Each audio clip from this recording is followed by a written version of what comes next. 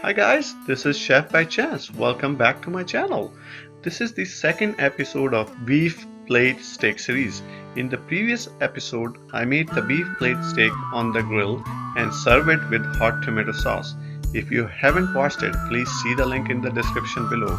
In this episode, I will be making the same steak in the oven and will serve it with corn on the cob with RenSauce. I hope you like it. Let's enjoy it.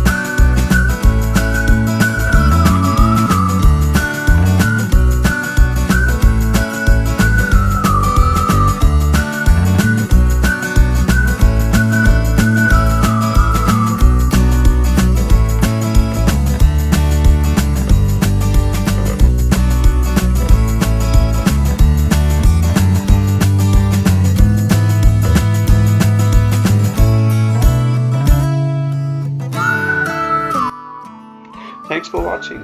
I hope you liked the video. Do let me know in the comments below. And don't forget to check the description below for the recipes of how to make corn on the cob, RenSauce, and beef plate steak on the grill and in the pan. Bye.